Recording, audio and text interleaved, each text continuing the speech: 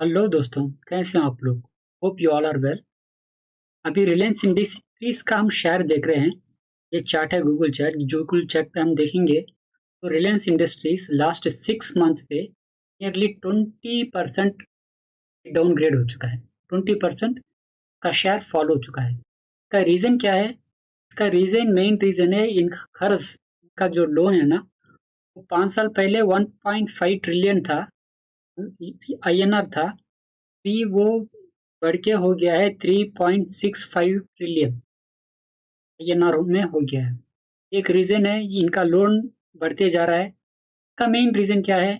इसका main reason है USD INR।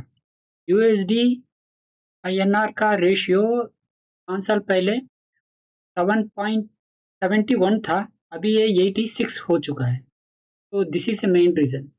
तो ये कन्वर्शन रेट अब अपना इंडियन वैल्यू डिप्रिसिएशन हो रहा है, दैट्स ए मेन रीजन। और हम इधर आएंगे, रूटर्स का एक न्यूज़ है इधर। न्यूज़ पे देखेंगे रिलायंस राइज $2 मिलियन। ये एक्सपेंशन प्लान के लिए ले रहे हैं। कहाँ से ले रहे हैं? फॉरिन करेंसी से ले रहे हैं। फॉरिन करेंसी से अपना लोन पे करने की कोशिश कर रहे हैं। ये ब्लूमबर्ग का रिपोर्ट है। सिमिलरली दूसरा एक रिपोर्ट है जो लेटेस्ट रिपोर्ट है, दिसंबर में आया है।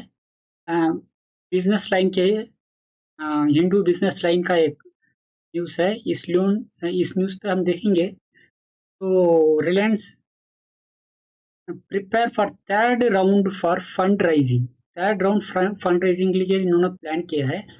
का लोन लिया है 160 बिलियन अमेरिकन डॉलर्स।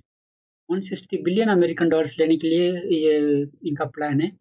और वो किन से ले रहे हैं? KKR। KKR है, अमेरिकन लेंडर है, अमेरिकन फाइनेंशियल इंस्टीट्यूट है। के पास से KKR के पास ले रहे हैं। बाद में कतार इन्वेस्टमेंट से ले रहे हैं। अबू धाबी इन्वेस्टमेंट अथॉरिटी के लिए ले रहे हैं। तो ये फॉरेन करेंसी ले रहे हैं लोन लेके। तो इंडिया में ये लोग बिजनेस करते हैं, तो इसकी वजह से क्या हो रहा है, इनका करेंसी डिवैल्यूएशन होने की वजह से इनका कर्ज इंडियन रुपीस में बढ़ जाता है। तो this is a main reason कि रिलायंस इंडस्ट्रीज का शेयर जो है कीप ऑन फॉल होने के लिए। This is a main reason. Second reason इधर यह है कि इनको जो रिलायंस जियो जो है, टफ कंपटीशन दे रहा है इलॉन मस्क के स्टारलिंक के साथ, जो अमेरिकन कंपनी है। वो इंडिया में आने के लिए काफ़ी कोशिश कर रहे हैं, बट गवर्नमेंट उसको पोस्टपोन कर रही है उनके प्लान को, कि उसको जियो को एयरटेल से उनको प्रॉब्लम हो सकता है, इसलिए गवर्नमेंट उसको पोस्टपोन करती है। ये थोड़ा हाई प्राइस है, लेकिन प्रीमियम कस्टमर के लिए टारगेट करेगा कि जैसे ही इंडिया के अंदर आएगा तो इनका प्राइस कॉम्पिटिटिव हो जाएगा, तो उनको इसकी वजह से एयरटेल जियो को प्राइस में कंपटीशन मिलेगा, इसलिए वो बिजनेस को स्टैंड नहीं कर पाएंगे। ये एडवांस टेक्नोलॉजी है, का high speed internet service provider है। अगर ये स्टारलिंक आ जाता है तो फ्लाइट में बैठते बैठते, अगर आप इंडिया दिल्ली से बेंगलुरु आना चाहते हैं तो 2 घंटे की फ्लाइट है, आप नेटवर्क से कनेक्टेड रह सकते हैं स्टारलिंक से। तो ये इसका प्लस पॉइंट है, इसका स्पीड लिंक है और डेटा भी परफेक्ट है। तो इसके लिए सैटेलाइट की ज़रूरत नहीं पड़ती है। अ, इसके लिए टावर की ज़रूरत नहीं पड़ती है, लेकिन पूरा काम सैटेलाइट से होता है। तो एक एडवांस टेक्नोलॉजी है जो वॉर जोन में ये ज़्यादा, यूक्रेन वॉर में, इसराइल वॉर ने इस वॉर में इन्होंने ज़्यादा कंट्रीब्यूट किया था। तो इसलिए ये एक पॉसिबिलिटीज़ है। ये आज नहीं तो 5 साल के बाद ये प्रॉब्लम जियो को, एयरटेल को फेस करना पड़ेगा। तो इसकी वजह से भी जियो का शेयर, रिलायंस का शेयर नीचे गिर रहा है। That's a second reason.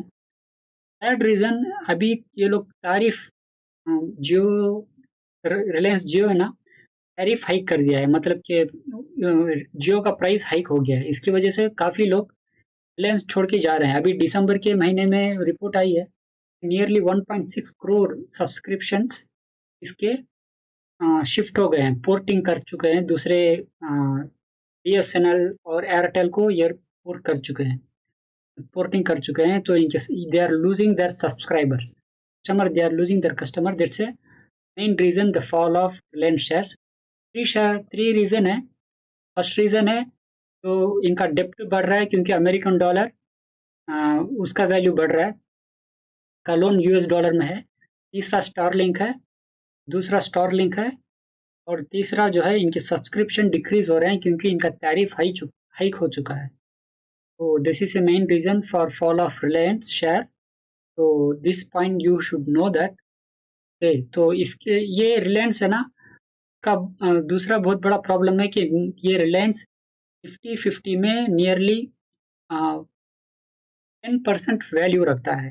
10% Nifty 50 में अगर आप इन्वेस्ट करते हैं तो कोई भी ईटीएफ में म्यूचुअल फंड में इन्वेस्ट करते हैं तो डिफॉल्टली 10% रिलायंस इंडस्ट्रीज में जाके वो इन्वेस्ट हो जाता है। तो इसलिए रिलायंस शेयर गिरेगा, निफ्टी 50 भी गिरेगा। एक प्रॉब्लम है निफ्टी 50 के अंदर। 50-50 में सिमिलरली रिलायंस को भी ये अमेरिकन डॉलर लोन का प्रॉब्लम है। सिमिलरली अदानी एंटरप्राइजेस आल्सो ये पार्ट ऑफ निफ्टी 50। तो अदानी एंटरप्राइजेस भी सेम प्रॉब्लम को फेस कर रहा है कि वो उन्होंने भी अमेरिकन डॉलर्स में लोन लिया है, इंडिया में बिजनेस कर रहे हैं। तो सेम प्रॉब्लम अदानी एंटरप्राइज में भी आएगा। ये दोनों शेयर्स निफ्टी 50 के पार्ट हैं। अगर अगर ये दोनों शेयर्स गिरेंगे तो निफ्टी 50 भी गिरेगा, पूरा इंडेक्स गिरेगा। एक प्रॉब्लम है निफ्टी 50 में, इसको गवर्नमेंट को गौर करना चाहिए। ऐसे हाई डेप्ट लोन को निफ्टी 50 इंडेक्स से थोड़ा कम कर लेना चाहिए या हटा देना चाहिए। Okay friends, thank you very much.